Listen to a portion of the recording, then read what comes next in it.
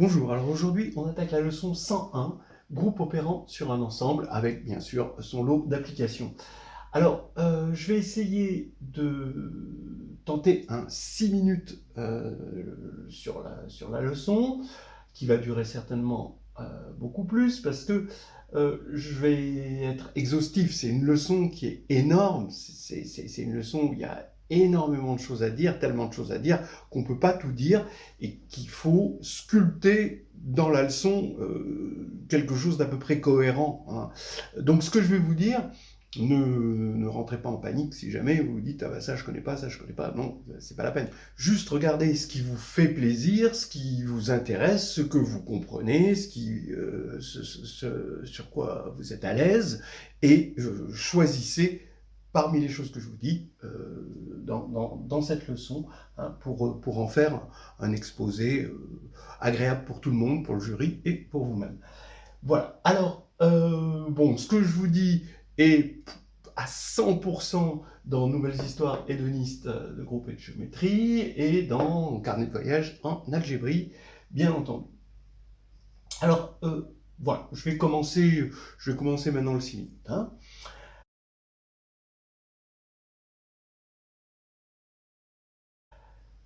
Top départ.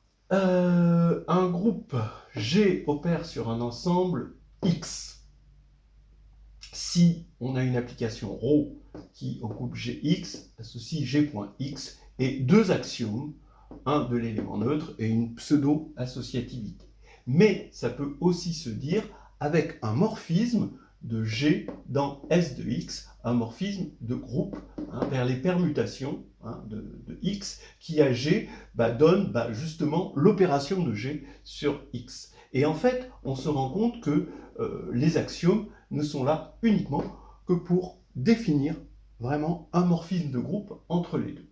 Les groupes agissent naturellement. La plupart, dès leur naissance, sont nés pour agir sur... ils ont une action naturelle. Par exemple, Sn, le groupe des permutations à n éléments, a une action naturelle sur l'ensemble de 1 à n.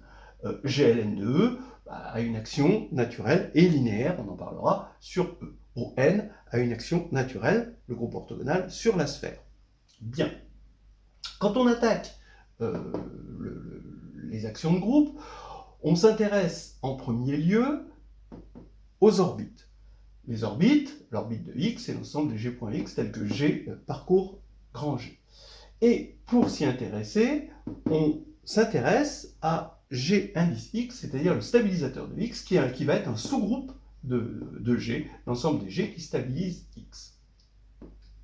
On a une bijection qui va de G, des classes G sur Gx vers OX, qui envoie la classe de G, et c'est bien défini, vers G.x. On vérifie que c'est bien défini. Il commence à se dégager des choses. À une orbite O, pour l'action, on va associer souvent un invariant total. C'est-à-dire, deux éléments sont dans la même orbite, deux éléments de X sont dans la même orbite, si et seulement si ils ont même, par exemple, deux matrices sont dans la même orbite pour l'action de Steinitz, si et seulement si ils ont même rang. Et dans chaque orbite, on va définir une forme normale, c'est-à-dire un élément qui est plus agréable que les autres, d'accord, qui est plus simple dans sa forme. Alors maintenant, X va être partitionné par l'action de G, c'est-à-dire que X est union disjointe d'orbites. Et dans chaque orbite, il va y avoir un unique élément de forme normale. En tout cas, c'est ce qu'on essaye de faire dans la mesure du possible. Le but commence à se dégager de plus en plus. 1. Partitionner X et faire ce qu'on appelle de la classification. Voilà, hein, ça, c'est une classification des éléments de X. On va avoir des matrices semblables, des matrices équivalentes, des éléments voilà, qui se ressemblent en quelque sorte, hein, des éléments conjugués entre eux, etc. 2. Faire basculer, grâce à cette bijection-là, des propriétés de G vers les propriétés de X. Et des fois, les propriétés de X aussi vers les propriétés de G. Et des fois, les propriétés de G vers les propriétés de G, puisque G agit sur lui-même. Troisièmement, amener un problème à une situation normalisée. C'est-à-dire qu'on a un problème et on a un problème sur un élément x, et on va le ramener à un problème sur un élément de forme normale qui est plus joli. Voilà. Alors, maintenant, pour les exemples d'actions, on a déjà des actions générales d'un groupe sur lui-même. Déjà par translation à gauche sur lui-même, G agit par translation à gauche sur lui-même, et ça aboutit à ce qu'on appelle le théorème de Cayley. Il agit par conjugaison sur lui-même, ça donne la notion de stabilisateur qui est un centralisateur. Il agit aussi sur ses sous-groupes par conjugaison, ça va donner des théorèmes de Sylow par exemple, et il agit à gauche, par translation à gauche, sur G sur H, quand H est un sous-groupe de G, pas forcément distingué, juste un sous-groupe. Voilà. Maintenant, les actions de groupe, il faut bien voir qu'elles ne restent pas telles quelles, elles se déclinent en plein de situations possibles, c'est ce qui fait la richesse justement des groupes, et à chaque fois qu'il va y avoir une situation, il va y avoir un basculement de là vers là, ou inversement. Par exemple, on est dans le cas fini, donc ça veut dire que G est fini, que X, grand X est fini. Eh bien, on va avoir la formule des classes, qui va dire en gros que X est réunion d'orbites, et que ces orbites sont en bijection avec les classes ici. Donc la formule des classes qui va nous donner par exemple comme application le lemme de Cauchy, le fait que le centre d'un P-groupe est non trivial, et aussi bien sûr les beaux théorèmes de Sylow. On va aussi avoir la formule de Burnside qui calcule le nombre d'orbites, parce qu'on est dans le cas fini, et qui aboutit à des résolutions de problèmes de coloriage.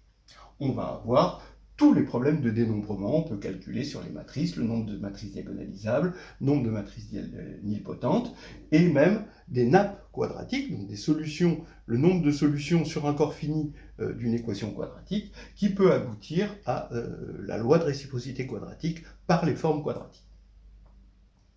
Mais on n'a pas que le cas fini, heureusement, on a aussi le cas topologique. Alors dans ce cas-là, cela demande que les actions soient continues, c'est-à-dire G et X sont munis d'une topologie, et l'application ρ doit être continue. Là, dans ce cas-là, on a des conditions pour lesquelles cette bijection devient un homéomorphisme. Et même si ce n'est pas un homéomorphisme, on a toujours la possibilité de l'avoir continue. Ça, c'est facile.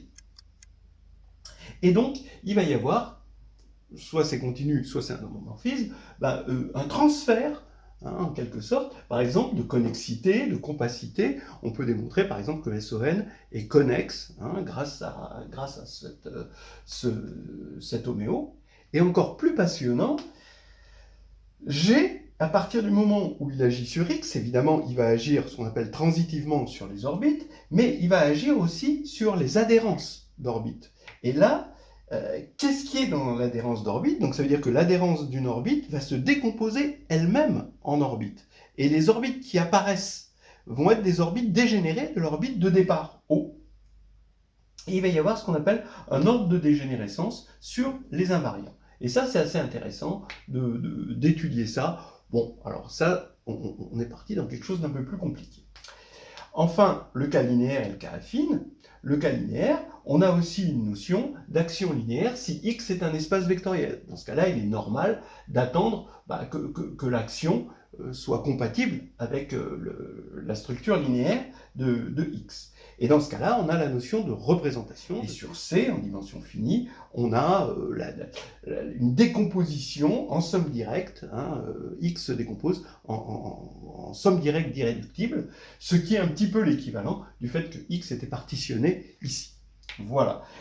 Ces irréductibles peuvent être ensuite étudiés grâce à ce qu'on appelle la théorie des caractères. Mais bon, on peut remarquer aussi qu'à chaque fois qu'on a une action sur un ensemble X fini, alors on peut en décliner une action linéaire sur l'espace C puissance X, qui a une base canonique indexée par X. Dans le cas affine, alors on a aussi des choses intéressantes, des actions de groupe qui peuvent nous ramener à des situations de forme normale, par exemple l'ellipse de Steiner, le problème de l'ellipse de Steiner qui part d'un triangle quelconque et nous ramène à un triangle équilatéral, et le tétraèdre qui lui part de l'action d'isométrie sur le tétraèdre et se ramène à des points extrémaux, c'est-à-dire au lieu d'agir sur tout un tétraèdre plein, on agit que sur les points extrémaux, parce que c'est une action affine, et on obtient des isomorphismes avec, de notre groupe d'isométrie avec des sous-groupes de S de X, où X, cette fois-ci, c'est l'ensemble des points extrêmes. Voilà le 6 minutes qui a été fait en, je ne sais pas.